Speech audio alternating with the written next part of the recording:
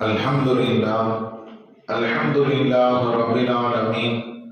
الصلاة والسلام على رسوله أشرف الأنبياء والمرسلين وخاتم النبيين محمد رسول الله صلى الله عليه وسلم. எல்லா புகழும் புகழ்ச்சியும் ஏக இறைவனாகிய அல்லாஹ் ஒருவனுக்கே உரித்தாகட்டுமாக. அன்பிற்கும் இறை நேசத்திற்கும் உரித்தான அல்லாஹுவின் நல்லடியார்களே, அருமை நாயகம் ஸல்லல்லாஹு அலைஹி வஸல்லம் அவர்களின் பரக்கத்தும் பாக்கியமும் நிறைந்த உம்மத்துமார்களே, அல்லாஹுவின் அருளால் இன்று ரமலான் மாதத்தினுடைய பிறை 17வது தராவீஹ் தொழுதுவிட்டு நாம் எல்லாம் அமர்ந்திருக்கின்றோம். வருடந்தோறும் இந்த நல்ல நாளில் நாம் பத்ர் சஹாபாக்களை நினைவு கூறுவது நம்முடைய வழமை. ஏனென்றால் இந்த இஸ்லாத்தின் மிக பெரிய அஸ்திவாரம், ஒரு ஆணி வேர் என்றால் அது பத்ர் சஹாபாக்கள் தான். அந்த பத்ர் யுத்தத்தில் தங்களை இந்த இஸ்லாத்திற்காக, இறைவனுக்காக, இறை தூதருக்காக தன்னை அர்ப்பணிக்க அவர்கள் முற்பட்ட அந்த நாள், பசியோடு எந்த ஒரு இதுவும் இல்லாமல் நிராதபாணியாக இருந்த அந்த மக்கள் ஈமான்தாரியாக இருந்ததினால் தன்னை விட முன்மடங்கு பலத்தாலும் ஆயுதத்தாலும் எல்லா விதத்திலேயும் அவர்கள் பலசாலியாக இருந்தாலும் அவர்கள் ஈமான் என்ற ஒற்றை ஆயுதத்தை கொண்டு அவர்கள் வெற்றி கண்டார்கள். இந்த இஸ்லாம் பரவுவதற்கு அது மிக முக்கியமான, இஸ்லாத்தின் வரலாற்றில் அது ஒரு மிகப்பெரிய மையப்புள்ளிதான். எனவே வருடந்தோறும் அந்த சஹாபாக்களை நாம் நினைவு கூறுகின்றோம். அவர்களுடைய பெயர் கூறப்பட்டு அதை நாம் செவிதாழ்த்தி கேட்டுக்கொண்டிருக்கின்றோம். எனவே இந்த நல்ல தருணத்தில் அது குறித்த ஒரு சில சிந்தனைகள் மட்டும் நான் தங்களுக்கு ஞாபகப்படுத்துவேன். அன்பு குறித்தானவர்களே, அல்லாஹ் சொல்வான், வலகத் நஸரகுமுல்லாஹு பிபத்ரின் வ அன்தும் அதில்லா. நீங்க ரொம்ப சொற்ப நபராக இருந்தீர்கள், இறைவனினுடைய உதவியை நீங்கள் பெற்றீர்கள், அதை நீங்கள் நினைத்து பாருங்கள் என்ற அந்த இறைவசனம். நமக்கு தெரியும், வீரர்கள் காஃபிர்கள் இடத்துல ஒரு 1000 பேர், நம்மள்கிட்ட ஒரு 313 பேர். அதே மாதிரி குதிரைகள், தளவாடங்கள் எல்லாம் அவங்கள்ட்ட ஒரு 300, ஒட்டகம் ஒரு 200. ஆனா நம்மள்ட்ட குதிரை வெறும் 2 தான் இருந்துச்சு. ஒட்டகம் ஒரு 70 ஒட்டகம் தான். அதே போன்று ஆயுதம் அவர்களிடத்திலே 600 வாளும் 800 கேடையும் இருந்துச்சா. அதே போல ஆனா நம்மள்கிட்ட வெறும் 8 வாள் தான். அதே போன்று 60 கேடயம் தான் நம்ம இருந்துச்சு. எப்படி பார்த்தாலும் ஒரு பாதிக்கு கூட நம்மளால ஈக்குவல் பண்ண முடியல. ஆயுத பலத்தாலும் சரி, ஆட்கள் பலத்தாலும் நம்மளால ஈக்குவல் பண்ண முடியல. ஆனால் அதையும் தாண்டி இறைவனுடைய அந்த உதவியை அவர்கள் பெற்றார்கள். இந்த யுத்தத்திலே அவர்கள் வெற்றி கண்டார்கள். இன்றைய நாள் ஒரு 2 சிந்தனை மட்டும். அல் குர்ஆன்ல ஒரு வசனத்தை இன்னைக்கு காலையில ஒரு அசரத்தின் மூலமாக கேள்விப்படும் பொழுது அற்புதமாக இருந்தது. அல்லாஹ் ஜல்ல ஷானஹு வ தஆலா பத்ர் யுத்த இந்த வரலாறை சில இடங்கள்ல ஞாபகப்படுத்துறான். குர்ஆன்ல ஒரு 2-3 இடங்களில் அந்த ஆயத்தை ஞாபகப்படுத்தும் பொழுது ஒரு இடத்துல அல்லாஹ் சொல்றான், மிஸ்லைஹிம் ரஹியல் ஐன் வல்லாஹு யுஅய்யிது பினஸ்ரிஹி மையஷா. அல்லாஹ் என்ன செய்யறான்னா, இரட்டிப்பாக அவர்களின் கண்களில் காட்டினான் அப்படின்னு ஒரு இறைவசனம். இந்த இறைவசனத்துக்கு தஃசீரில் பெருமக்கள் சொல்லுறாங்க, முதல் சிந்தனை என்ன அப்படின்னா, முஸ்லிம்களினுடைய கண்களிலே அல்லாஹ் மாற்றத்தை கொடுத்தான். இத 2 மாதிரி நம்ம விளங்கலாம். முதல்ல முஸ்லிம்களினுடைய அந்த சிந்தனையில் எதிரணியை பார்க்கும் பொழுது அல்லாஹ் ஜல்ல ஷானஹு வ தஆலா 1000 பேர் மாதிரி அவங்க கண்ணில் காட்டல, சொற்ப நபர்களாக அல்லாஹ் அவர்களின் கண்களில் காட்டினான். நம்மளை சுத்தி பார்க்கும்போது நிறைய நபர்கள் இருக்கிற மாதிரி காட்டி இவர்களுடைய மனதிலே அல்லாஹ் ஒரு உத்வேகத்தை ஏற்படுத்தினான். அப்ப எதிரிகள் கம்மியா இருக்கும்போது நமக்கு ஒரு மனதுல தைரியம் வரும். நிறைய பேர் இருந்தால்தான் பயம் ஏற்படும். கம்மியான நபர்கள் இருந்தால் அந்த சிந்தனையிலே ஒரு தைரியம் வரும்ல, அந்த எண்ணத்தை அல்லாஹ் போட்டான். மிதுலைஹிம் ரஇயலை, தன்னை விட இரட்டிப்பாக இருந்தவர்களை அந்த பார்வையிலே அல்லாஹ் குன்ற செய்தான். அந்த வசனத்தை அல்லாஹ் முடியும்போது சொல்றோம், அல்லாஹ் யுஅய்யிது பினஸ்ரிஹி மய்யஷா.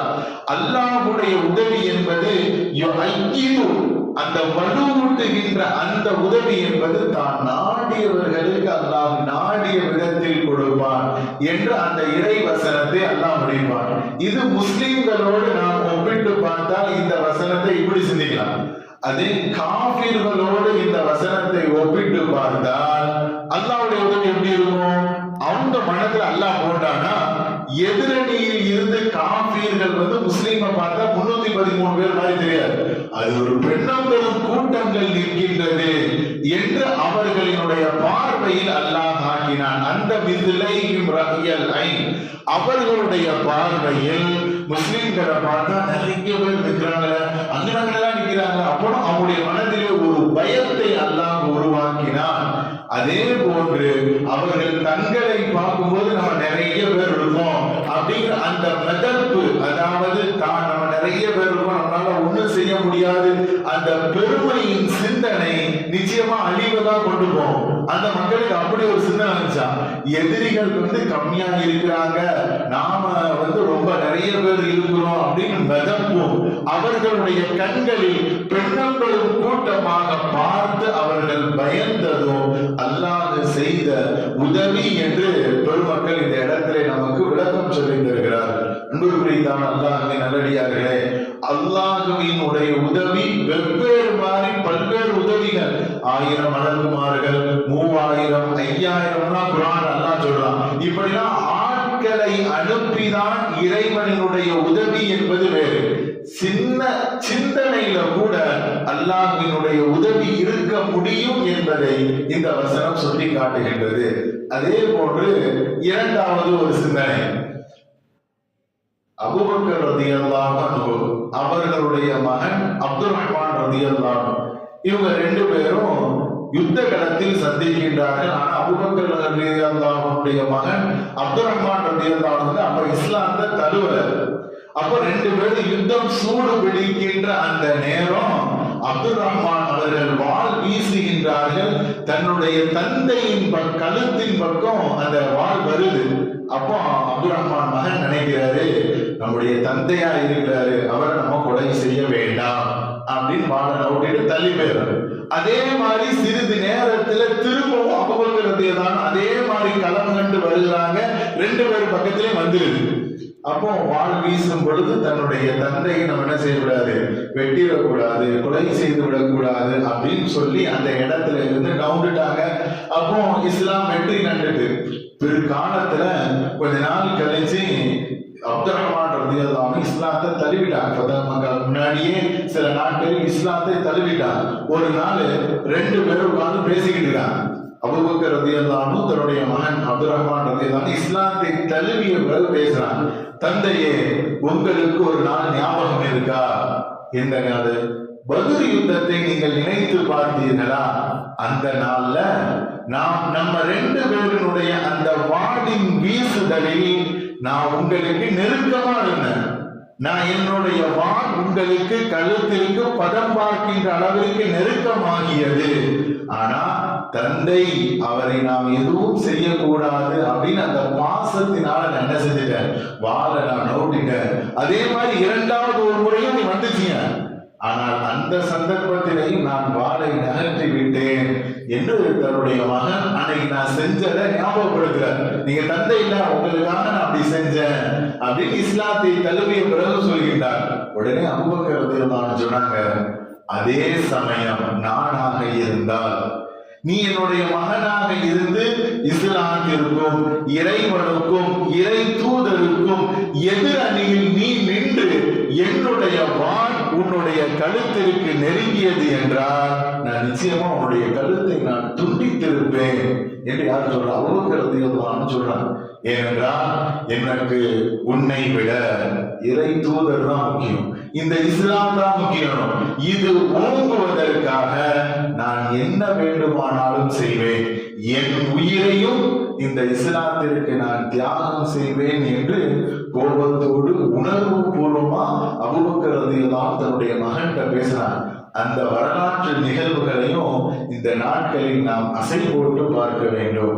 அன்பு புரிந்தான் அல்லாஹ்வின் நல்லடியார்களே, இந்த இஸ்லாத்திற்காக அவர்கள் எவ்வாறெல்லாம் வாழ்ந்திருக்கிறார்.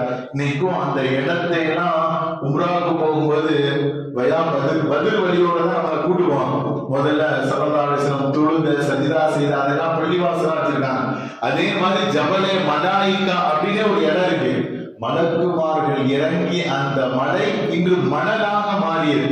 அவங்க செஞ்ச நடந்த அந்த இடங்கள் எல்லாம், யுத்த களங்கள் எல்லாம் இன்றும் காட்சி பொருளாக மற்றவர்களுக்கு ஈமானிய உரத்தை ஏற்படுத்துகின்ற இடங்களாக இன்றும் காட்சி அளிக்கின்றது. எனவே அன்புக்குரித்தான் அல்லாஹ்வின் நல்லடியார்களே, இந்த இடங்களை கடக்கும் பொழுதும் இன்றைய நாட்களை கடக்கும் பொழுதும் நம்முடைய மனதில் ஒரு உறுதி ஏற்க வேண்டும்.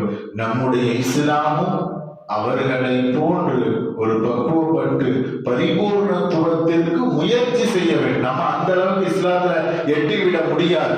ஆனாலும் அவர்களை போன்றாவது இந்த இஸ்லாத்திற்காக தியாகம் செய்கின்ற மக்களாக, இந்த இஸ்லாத்திற்காக வாழ்கின்ற மக்களாக இறைவனும் இறை தூதரும் ஒரு இடத்தில் வந்துவிட்டால் இந்த உலகம் அனைத்தும் குடும்பத்தையும் உட்பட நாம் தியாகம் செய்து வாழ்வோமேயானால் நிச்சயமாக அல்லாஹ்விடத்திலேயும் அவருடைய இறை தூதரிடத்திலேயும் ஒரு தனி அங்கீகாரமும் மதிப்பும் உதவியும் நம்மால் பெற முடியும் என்பதில் எந்த ஒரு சந்தேகம் இல்லை.